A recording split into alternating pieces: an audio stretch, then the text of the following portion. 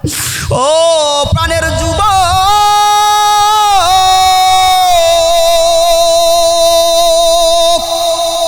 খুব গভীর মনোযোগ দিয়া বুঝবা।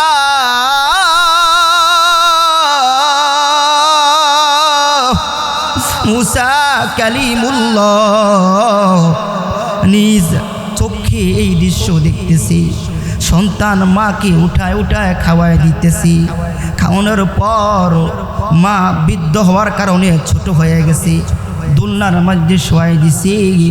খাওয়ার পর মা হাত দুইটা আসমানের মালিকের দিকে উঠায়া মালিকরে একটা ডাক দিছে, মালিক, ও মালিক গো, আমার সন্তান আমার খেদমত করে, আমার যত্ন তালাপি করে, আমারে খাওয়াই দেয়, আমার পোশাক পরিচ্ছদ পরিধান করাইয়া দেয়। মাবুদ গো, আমি দেওয়ার মতো কিছুই নাই গো আল্লাহ। ও মালিক, আমি তোমার কাছে দোয়া করি। মা চোখের পানি ছেড়ে সন্তানের জন্য দোয়া করে গো। ও মাবুদ গো, আমার সন্তানকে তুমি জামানার পয়গম্বর মুসা কালিমুল্লাহর সাথে জান্নাতের বান্দা বানায়ো। আল্লাহু আকবার বলেন। মায়ের দোয়া লও হে মুমিন, মায়ের দোয়া লও, মায়ের দোয়া লও হে মুমিন, মায়ের দোয়া লও। বিপদে পড়বে না তুমি যখন যেথায় যাও, বিপদে পড়বে না তুমি যখন যেথায় যাও। মায়ের দোয়া লও হে মুমিন, মায়ের দোয়া লও, মায়ের দোয়া লও হে মুমিন, মায়ের দোয়া লও। মায়ে যখন দোয়া করে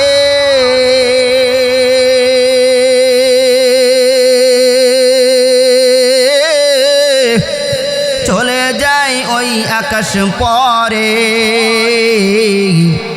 যার কারণে সাথে সাথে, যার কারণে সাথে সাথে কবুল হয় ফল দেখিতে পাও, যার কারণে সাথে সাথে কবুল হয় ফল দেখিতে পাও। মায়ের দোয়া লও হে মুমিন, মায়ের দোয়া লও, মায়ের দোয়া লও হে মুমিন, মায়ের দোয়া লও। নিজে নিজে মনে করো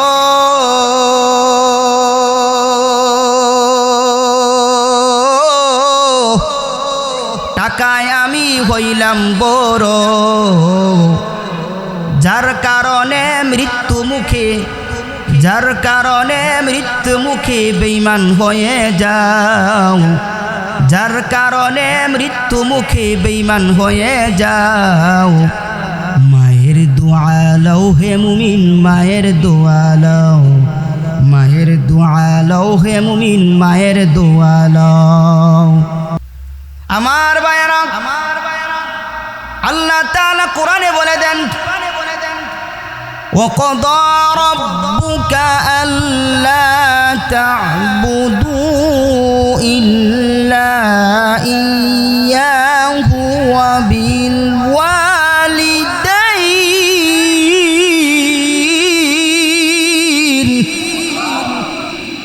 আল্লাহ তাআলা বলে, বান্দারে ইবাদতের মাধ্যমে আমি আল্লাহর হক আদায় করবা, আমি আল্লাহর গোলামি করবা, আমি আল্লাহকে সিজদা করবা, আমি আল্লাহর আনুগত্য করবা, আমি আল্লাহর ইবাদত করবা। আমি আল্লাহর ইবাদত করার পর মার হক আদায় করবা, মার সেবা করবা, মার খেদমত করবা। এরে মুসলমান, বুঝে থাকলে বলেন ইবাদত করব কার? আল্লাহ কোরআনে বলেন, বান্দারে আমি আল্লাহর ইবাদত করবি, আমি আল্লাহর দাসত্ব করবি, ইবাদতের মাধ্যমে আমি আল্লাহর হক আদায় করবি, এরপর খেদমত করবি, সেবা করবি মা বাবার। কথা বলেন ঠিক কিনা? আল্লাহর ইবাদতের পরে, ইবাদতের মাধ্যমে আল্লাহর হক আদায় করার পরে আল্লাহ বলেন, দুনিয়ার মধ্যে সবচেয়ে সম্মানিত মানুষ হলো মা বাবা, ওই মা বাবার খেদমত করো। আল্লাহ বলে দিচ্ছেন কোরআনে কারিমের মধ্যে যে আল্লাহর ইবাদতের পরে আল্লাহর হক আদায় করার পরে মা বাবার সেবা করতে হবে, মা বাবার খেদমত করতে হবে। আমার ভাইয়ারা, পয়গম্বর বলেন রিজর রব্বি ফি রিজল ওয়ালিদাইন, মা বাবার সন্তুষ্টি, মার সন্তুষ্টি, মা বাবা যদি সন্তুষ্ট থাকে গো তাহলে আল্লাহ তাআলা সন্তুষ্ট থাকি। মা বাবা যদি অসন্তুষ্ট হয় তাহলে আল্লাহ তাআলা অসন্তুষ্ট হয়ে যায়। মা বাবা যদি সন্তুষ্ট থাকে গো তাহলে আল্লাহ তাআলা সন্তুষ্ট হয়ে যায়। এই জন্য পয়গম্বর নিজের হকের চেয়ে পিতামাতার হকের অগ্রাধিকার দিয়েছে। কিভাবে দিল? আল্লাহর পয়গম্বর যখন মক্কা থেকে মদিনা হিজরত করছে, মদিনার একজন যুবক, নাম তার ওয়েস ইবনে আমর, মদিনার একজন বাসিন্দা, করুন এলাকার বাসিন্দা ওয়েস আল করুনি। হাদিসের কিতাবে আসছে ওয়েস করুনি নবীজির কাছে চিঠি লিখছে, ইয়া রাসূলুল্লাহ, ইয়া হাবিবাল্লাহ, নবী গো আমি ওয়েস আল করুনি মদিনার একজন যুবক, আমি আল্লাহর উপর ঈমান আনছি, আমি কালিমা পড়ছি, আমি আপনার উপর ঈমান আনছি। নবী গো আমার তো মন চায় আপনার সান্নিধ্যে আসতে, আমারও তো মন চায় আপনার হাতে হাত রেখে কালিমা পড়তে, আমারও তো মন চাই গো আপনার সান্নিধ্য হাসিল করব। নবী গো আমার মা অসুস্থ, আমার মাকে খেদমত করার মতো কোনো মানুষ নাই, আমার মাকে দেখাশোনা করার মতো কোনো মানুষ নাই, আমার মাকে খাওয়াই দেওয়ার মতো কোনো মানুষ নাই, আমার মাকে এক জায়গা থেকে আরেক জায়গায় নেওয়ার কোনো মানুষ নাই, আমার মা অসুস্থ, আমার মা দুর্বল হয়ে গেছে গো নবী গো আমার তো মন চাই গো আপনার সান্নিধ্য হাসিল করি, আপনার হাতে হাত রাইখা আমি কালিমা তৈবা পড়ি। নবী গো একদিকে আমার মা আর একদিকে আপনার সান্নিধ্য, ও পয়গম্বর আমি এখন কি করব? চিঠির মধ্যে একটা পরামর্শ দিলে আমি উপকৃত হতাম। আমার ভাইয়ারা, পয়গম্বর চিঠির মধ্যে উত্তর দিলেন, এ ওয়াস তুমি আল্লাহর উপর ঈমান আনছো, কালিমা পড়ছো রে, আমি নবীর উপর ঈমান আনছো, তুমি আমার নবীর কথার উপর আমল করো, মার সেবা করো, আমার সান্নিধ্যে আসার প্রয়োজন নাই, আমার সহবত নেওয়ার দরকার নাই, তুমি মার সেবা করো। আল্লাহু আকবার বলেন। নবীর জামানায় জন্ম, নবীর জামানা ঈমান আনছে, কিন্তু নবীর চেহারা দেখার সৌভাগ্য হয় নাই, সাহাবী হয় নাই, নবীকে দেখলে সাহাবী হয়ে যাইতো। এ মুসলমান গো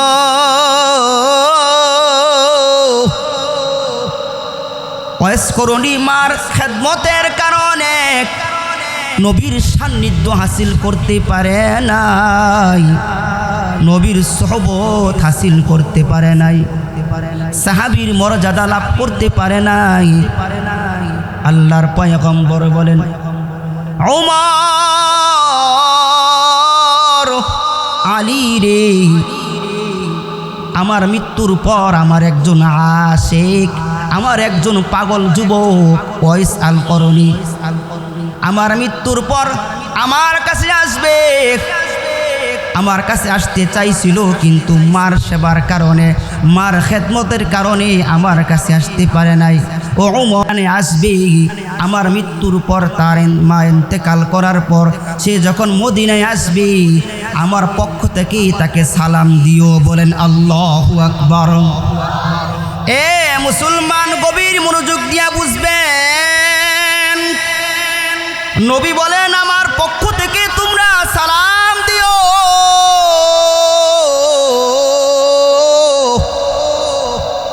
সালাম দিয়ে আমার গায়ের একটা জুব্বা, আমার একটা জামা তাকে হাদিয়া দিও। এ মুসলমান, ভালো করে খেয়াল করেন, আমার একটা জামা তাকে হাদিয়া দিও এ ওমর, এবং তোমরা তার কাছ থেকে দোয়া নিও। তোমরা তার কাছ থেকে দোয়া নিও, আমার উম্মতের জন্য দোয়া চাইও। এ মুসলমান, সাহাবায়ে কারাম দুনিয়ার জমিন থেকে জান্নাতের টিকিট পাইছে। কিসের টিকিট? জোরে বলেন। হযরত ওমর, হযরত আলী, যারা দুনিয়ার জমিন থেকে জান্নাতের টিকিট পায়া গেছে, এমন সাহাবীকে পয়গম্বর বলে, ওমর রে, তোমরা ওয়াইস আল করনি থেকে দোয়া নিও, আমার উম্মতের জন্য দোয়া চাইও। কারণ ওয়াইস করনি মার খেদমত করে, মার সেবা করি, এমন একটা মর্যাদা হাসিল করছে গো।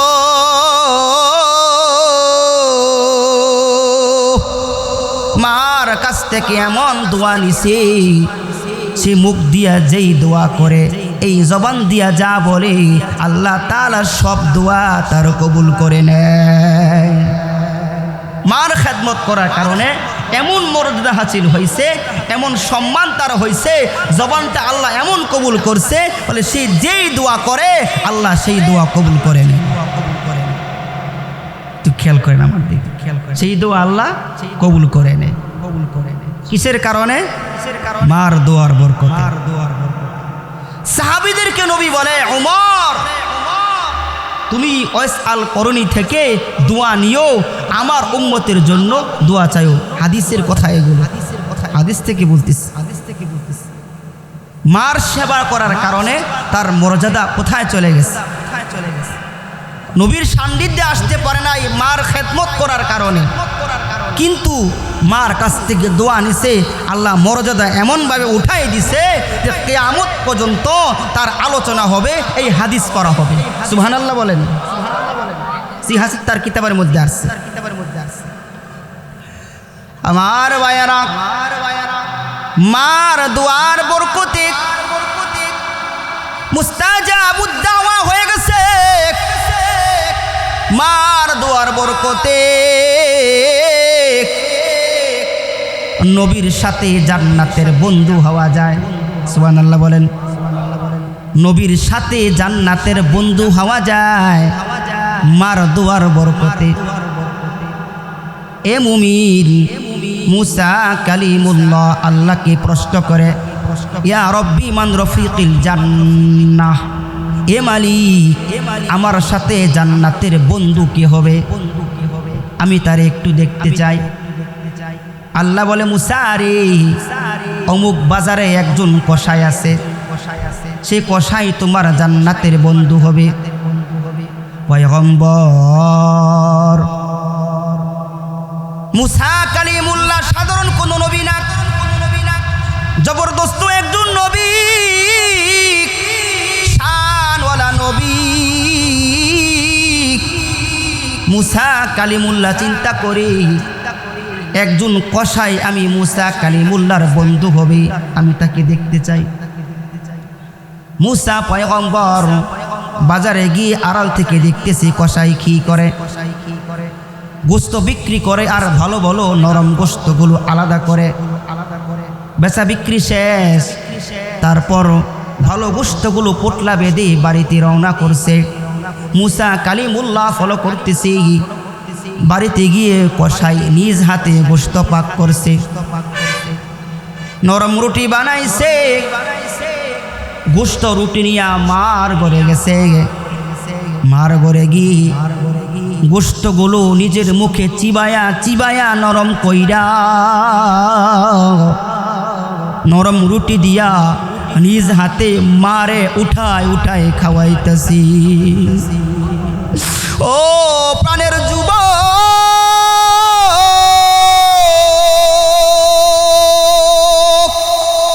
খুব গভীর মনোযোগ দিয়া বুঝবা।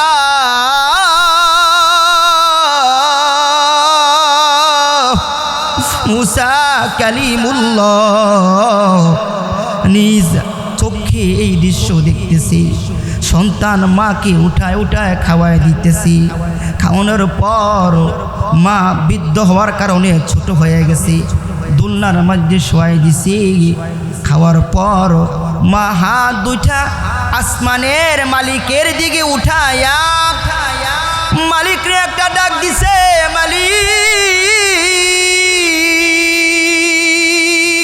ও মালিক গো,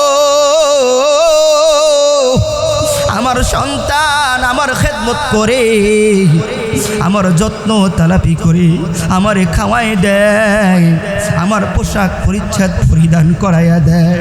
মাবুদ গো, আমি দেওয়ার মতো কিছুই নাই গো আল্লাহ। ও মালিক, আমি তোমার কাছে দোয়া করি। মা চোখের পানি ছেড়ে সন্তানের জন্য দোয়া করে গো। ও মাবুদ গো, আমার সন্তানকে তুমি জামানার পয়গম্বর মুসা কালিমুল্লাহর সাথে জান্নাতের বান্দা বানায়ো। আল্লাহু আকবার বলেন।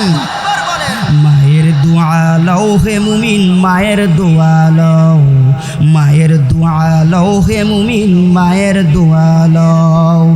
বিপদে পড়বে না তুমি যখন যেথায় যাও, বিপদে পড়বে না তুমি যখন যেথায় যাও। মায়ের দোয়া লও হে মুমিন, মায়ের দোয়া লও, মায়ের দোয়া লও হে মুমিন, মায়ের দোয়া লও। মায়ে যখন দোয়া করে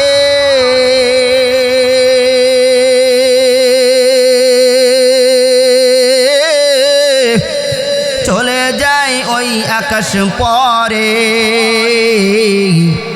যার কারণে সাথে সাথে, যার কারণে সাথে সাথে কবুল হয় ফল দেখিতে পাও, যার কারণে সাথে সাথে কবুল হয় ফল দেখিতে পাও। মায়ের দোয়া লও হে মুমিন, মায়ের দোয়া লও, মায়ের দোয়া লও হে মুমিন, মায়ের দোয়া লও। নিজে নিজে মনে করো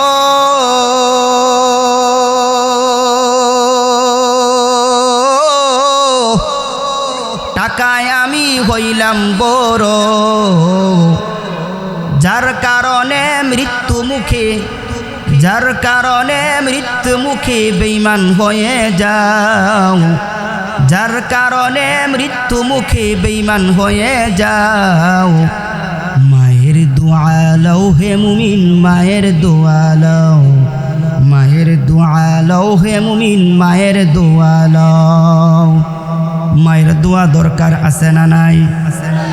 হে মুমিন, দোয়ার আছে না দরকার আছে না নাই? আছে না নাই? মুসা পয়গম্বর দাঁড়ায়া যায়, শুধু তাই না, মার দোয়ার বরকতে অন্ধ চক্ষু ভালো হয়ে যায়। আল্লাহু আকবার বলেন। ইমাম বুখারী রাহমাতুল্লাহি আলাইহি নাম শুনছেন আপনারা?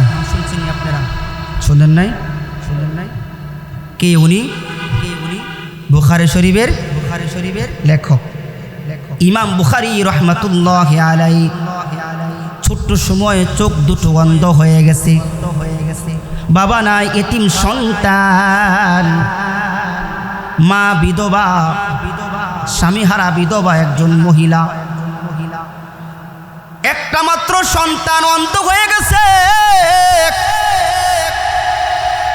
বড় পেরেশান হয়ে গেছে। স্বামী নাই, একটা সন্তান অন্ধ, মনে বড় আশা সন্তানকে আলেম বানাইবে। মা সেজদায় পড়ে গেছে, চোখের পানি ছেড়ে কান্না করে, আর ডাক দিয়ে বলে, মালিক,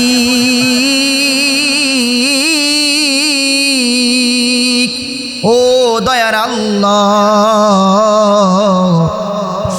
একটা মাত্র সন্তান দিলা, স্বামী নাই, এতিম সন্তান, চোখ দুইটা অন্ধ হয়ে গেছে, চোখ দিয়া দেখতে পায় না, মনে বড় আশা তাকে আলেম বানাইব। ও মাবুদ, আমার সন্তানের চোখ দুটা ভালো করে দাও। আমার বায়ানা, মা দুঃখিনী চোখের পানি ছেড়ে কান্না করে,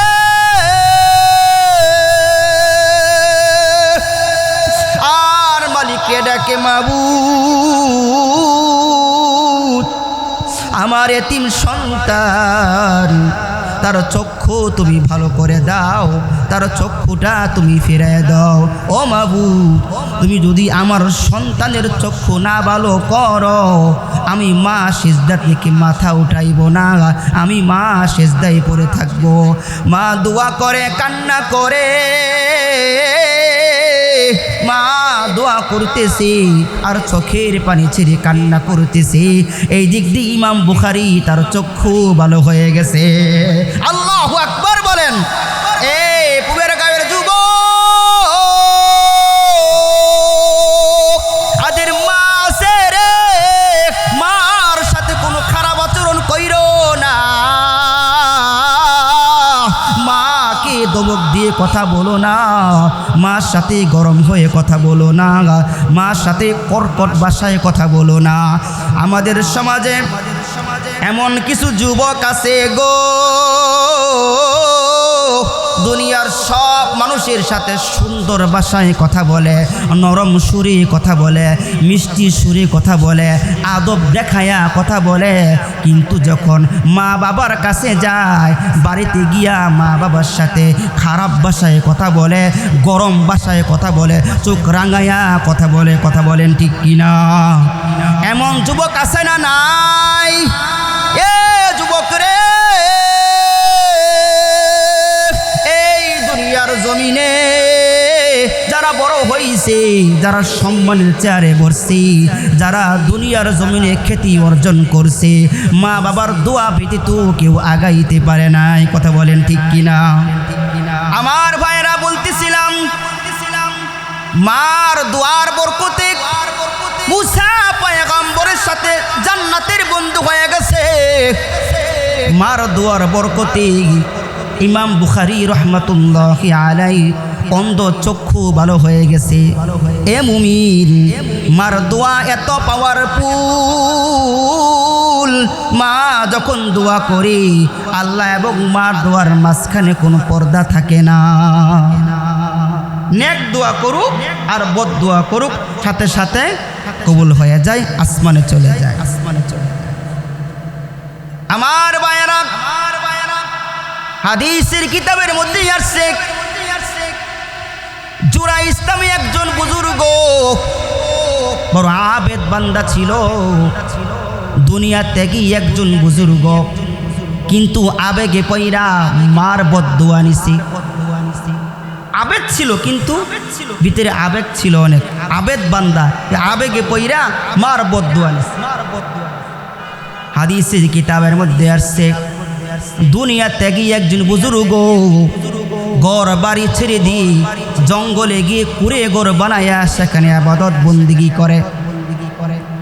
মানুষের সাথে মিশতেন না, কথাবার্তা বলতেন না, সারা রাত নামাজ পড়ে, সারা দিন রোজা রাখে,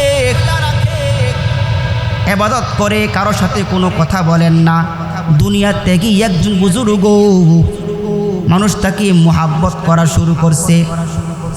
গাছের প্রথম ফলটা জুরাইসকে হাদিয়া দেয়, ভালো কোনো খাবার পাক হইলে জুরাইসকে হাদিয়া দেয়। এত মোহাব্বত,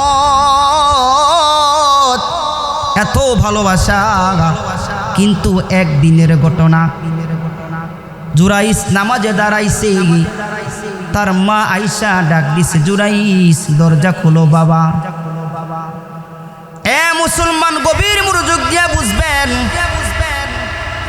জুরাইসের মা জুরাইসের দরজা এসে বলে, এ বাবা রে, দরজা খোলো, আমি তোমার মারছি। জুরাইস নামাজে দাঁড়াইছে। জুরাইস চিন্তা করে, আমি কি মার ডাকে সারা দিব নাকি নামাজ আদায় করব? সলাতি ওয়া উম্মি, সলাতি ওয়া উম্মি, নামাজ পড়ব নাকি মার ডাকে সারা দিব, এই চিন্তা করতেছে। চিন্তা করতে করতে জুরাইসের মা বিরক্ত হয়ে চলে গেছে। দ্বিতীয় আরেক দিন আসছে। জুরাইসের মা বলে, জুরাইস রে বাবা দরজা খোলো, আমি তোমার মা আসছি। জুরাইস ওই দিনও নামাজে দাঁড়ায় আছে। জুরাইস চিন্তা করে, মা দামি নাকি নামাজ দামি? সলাতি ওয়া উম্মি, আমি কি মার ডাকে সারা দিব নাকি নামাজ আদায় করব? এই চিন্তা করতেছে। চিন্তা করতে করতে মা ওই দিনও বিরক্ত হইয়া চলে গেছে। তৃতীয় আরেক দিন আসছে।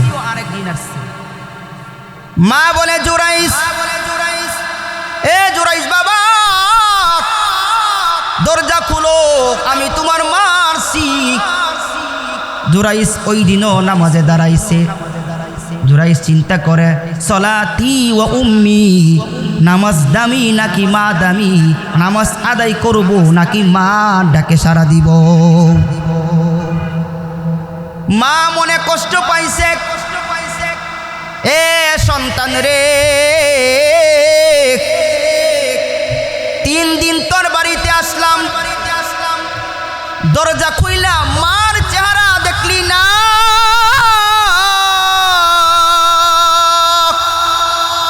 মার চেহারা দেখলি না, বেশ্যার চেহারা দেখালস। বলেন নাউজুবিল্লাহ। এ মুমিন, 3 দিন দরজা আইসা ফিরা গেছে। 3 দিনের দিন মার মনে কষ্ট লাগছে। এ সন্তান, 3 দিন তোর দরজার সামনে আসলাম, দরজা খুইলা মা দক্ষিণীর চেহারা দেখলি না, তাহলে বেশ্যার চেহারা দেখালস।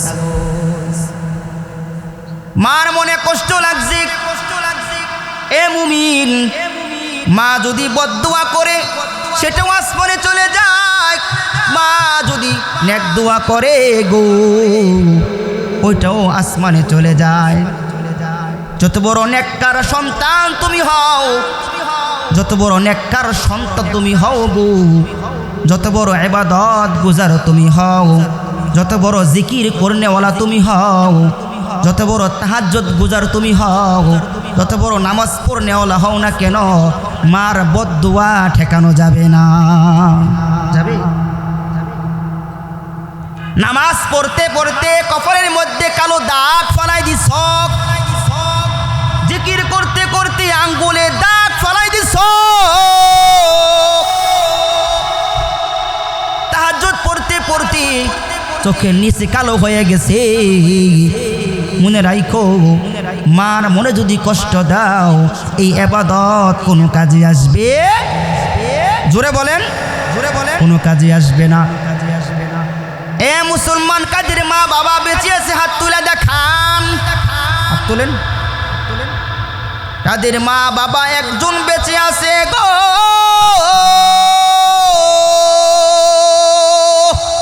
আপনাদের দুয়ার ভান্ডার এখনো বেঁচে আছে, এখনো আপনাদের দুয়ার ভান্ডার আছে।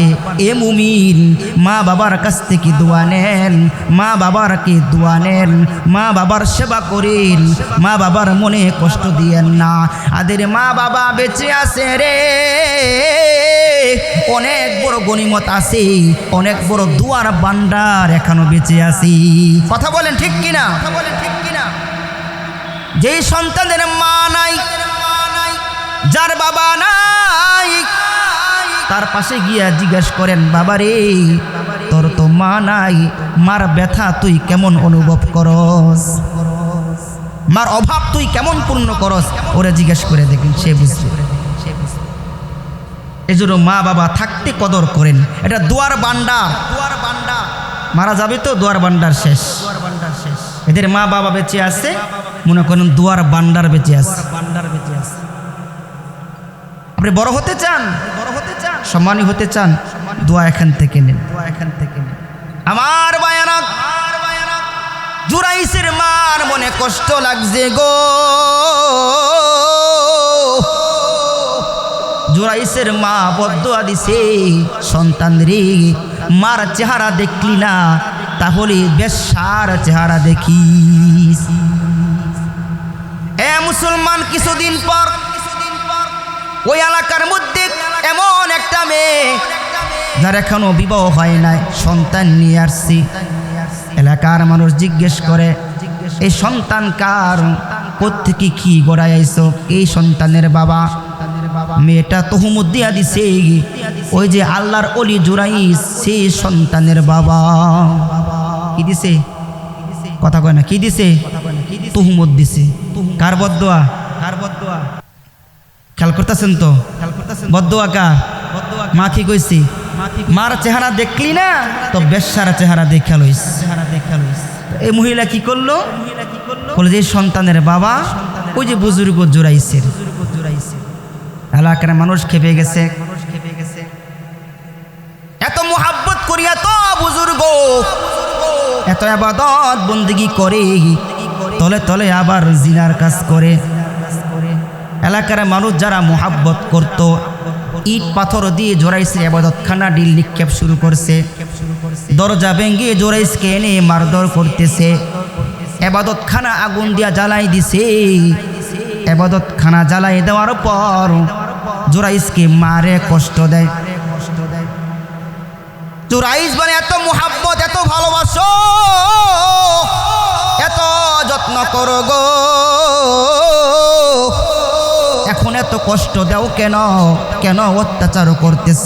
কেন আমাকে মারধর করতেছ?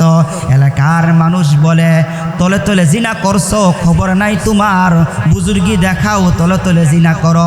অমুক মহিলা তুমি চিনো না, এটা তোমার সন্তান না, তুমি কেন এই কাজ করছো?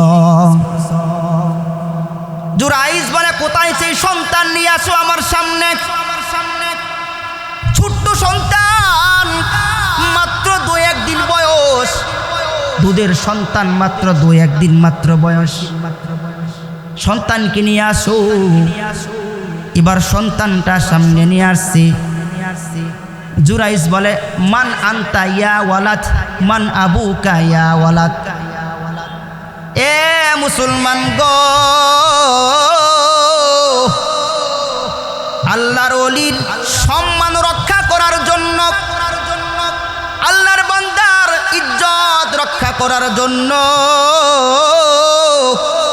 আল্লাহ ছোট্ট সন্তান, মাত্র 2-1 দিনের দুধের সন্তানের জবান আল্লাহ খুলে দিছি। মাত্র 2-1 দিন বয়স, ছোট্ট শিশু। আল্লাহর অলির সম্মান রক্ষা করার জন্য, তার পক্ষে পবিত্রতার সাক্ষী দেওয়ার জন্য ছোট্ট সন্তানের জবান আল্লাহ খুলে দিছে। আমার বায়ারা, ছোট্ট শিশু বলে, এ এলাকার মানুষ, জুরাইসকে তোমরা চিনতে পারো নাই, জুরাইসকে আর কষ্ট দিও না, জুরাইসকে আর মারধর করো না। জুরাইস একজন পবিত্র মানুষ।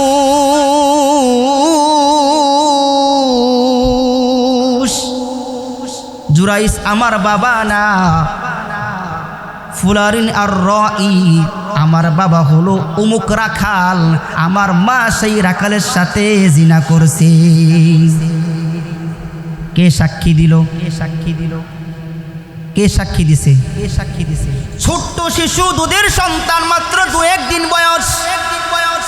সে বলে, আমার বাবা না, আমার বাবা হলো, আমার মা অমুক রাখালের সাথে জিনা করছে, সে আমার বাবা। জুরাইস আমার বাবা না, সে পবিত্র একজন বুজুর্গ মানুষ। এই এলাকার মানুষ, তোমরা জুরাইসকে চিনতে পারো নাই। আমার বায়রা, ছোট্ট নবজাতকের এই সাক্ষ্য দেখা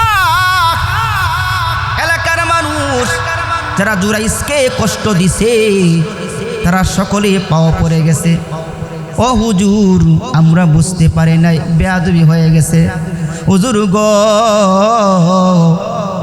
আপনার ইবাদতখানা আমরা স্বর্ণ দিয়ে তৈরি করে দিব, আমাদেরকে মাফ করে দেন।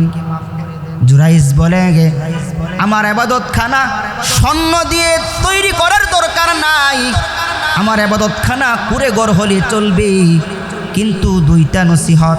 কয়টা নসিহত? আরে মুসলমান গভীর মনোযোগ দিয়া বুঝবেন, দুইটা নসিহত। এক নাম্বার হলো, ও মানুষ গো,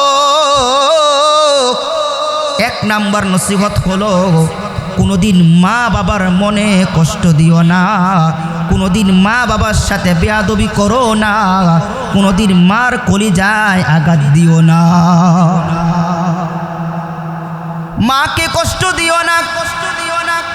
কারণ পয়গম্বর বলেন, ইসনানি ওয়াজিলুহুম আল্লাহু ফিদ দুনিয়া আল বাগই ওয়া উকুকুল ওয়ালিদাইন। দুইটা পাপ, দুইটা গুনাহ এমন আছে গো, যে দুইটা পাপের শাস্তি, দুইটা গুনার শাস্তি আল্লাহ দুনিয়ার জমিনে মৃত্যুর আগে দিয়া থাকেন। এক নাম্বার পাপ হলো যে সন্তান মা বাবাকে কষ্ট দিবে গো, যে মার কলিজে আঘাত দিবে, ওই সন্তানকে আল্লাহ দুনিয়ার জমিনে শাস্তি দিয়া দিবে। দুই নাম্বার পাপের শাস্তি, যারা জুলুম করে, অত্যাচার করে, অন্যায়ভাবে যারা জুলুম অত্যাচার করে, যারা জুলুমকারী, ওই জালেমদেরকে আল্লাহ তাআলা মৃত্যুর আগে জমিনের মধ্যে শাস্তি দিয়া দিবি। তাহলে কয়টা শাস্তি দুনিয়ায়? দুইটা। একটা হলো মা বাবার অবাধ্য সন্তান, যে মাকে কষ্ট দিবে, তাকে মরার আগেই আল্লাহ শাস্তি দিবেন।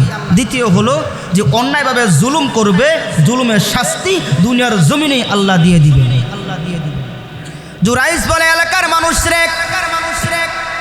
এক নাম্বার নসিহত, মার মনে কষ্ট দিও না। দ্বিতীয় নসিহত হলো কোনোদিন মানুষের ইজ্জতে আঘাত করো না, মানুষের সম্মান ক্ষুণ্ণ করো না, মানুষের ইজ্জত হানাহানি করো না। দুইটা নসিহত করছি, মার মনে কষ্ট দিও না, মানুষের ইজ্জতে আঘাত করো না। এই দুইটা নসিহত মেনে চলো, তাহলে আমার থেকে তোমাদের ক্ষমা হয়ে যাবে। কয়টা নসিহত? একটা হলো মার মনে আঘাত দিও না, মাকে কষ্ট দিও না। দ্বিতীয় হলো কোনো মানুষের প্রতি জুলুম অত্যাচার করো। তাহলে আমার পক্ষ থেকে ক্ষমা। আর এই দুইটা অপরাধ এমন, কেউ যদি মাকে কষ্ট দেয় আর কেউ যদি কোনো মানুষকে অন্যায়ভাবে জুলুম করে, এই দুইটা পাপের শাস্তি মৃত্যুর আগেই আল্লাহ জমিনে দিয়া এরপর কবরে নিবে। আখিরাতে তো আছে, আখিরাতে শাস্তি তো আছে, আখিরাতে শাস্তি আছে। এই দুইটা হলো দুনিয়ার মধ্যে। আমার ভাইয়েরা, কেউ যদি মা বাবার সেবা করো, কেউ যদি মা বাবার খেদমত করো গো, আল্লাহ তোমাদেরকে 5টা পুরস্কার দিবে। কয়টা? জোরে বলেন, আরো জোরে, একসাথে, পিছন থেকে, একসাথে। কোন সন্তান যদি মা বাবার খেদমত করো, ওদেরকে আল্লাহ 5টা পুরস্কারে পুরস্কৃত করবেন। 1 নাম্বার, আল্লাহ তোমার হায়াতে বরকত দান করবেন। বয়স মাত্র 60 থেকে 50 হায়াত পাইছে, কিন্তু এত কিছু করছে, এত খ্যাতি, এত সুনাম অর্জন করছে, মনে হয় 80, 90, 100 বছর বাঁচছে। আছেন এমন মানুষ? আবার 120 বছর, 100 বছর হায়াত পায়, কিন্তু মরার পরে মনে হয় এই মাত্র 40-50 বছর বাঁচছে। আছে না নাই? এটা বরকতি হায়াত। মার দোয়া, যারা বরকতি হায়াত চাও, মার সেবা করো, মার কাছ থেকে দোয়া নাও। 2 নাম্বার হলো যারা বিপদ আপদ থেকে রক্ষা চাও, কেউ যদি মা বাবার সেবা করো, আল্লাহ তোমাদেরকে বিপদ আপদ থেকে রক্ষা করবি। আমার ভাইয়েরা, তোমার গুনাহের কারণে, পাপের কারণে আল্লাহর পক্ষ থেকে, আসমান থেকে আযাবের ফয়সালা হয়ে গেছে। মনে করো তুমি রাস্তায় বের হয়েছ, বৃষ্টি নামতেছে, আসমান থেকে ঠান্ডা পড়তেছে, তোমার গুনাহের কারণে ফয়সালা হয়েছে, তোমার মাথায় ঠাডা পড়বে। কিন্তু মা দুঃখিনী হাত তুল্লা দোয়া করে, মাবুদ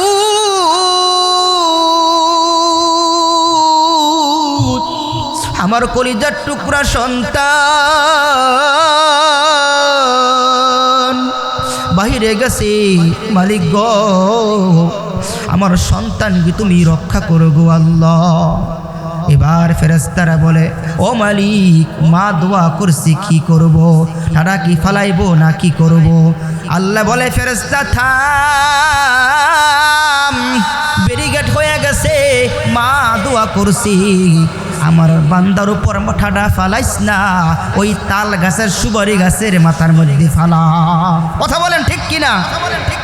আমার ভাইয়েরা, কেউ যদি বিপদ আপদ থেকে বালা মুসিবত থেকে হেফাজত চাও রে,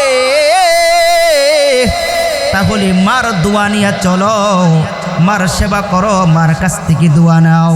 যেখানে যাইবা, যেখানে থাকবা, মার কাছ থেকে দোয়া নিয়ে যাও, বাবার কাছ থেকে দোয়া নিয়ে যাও। ফোন কইরা বইল, বাবা গো,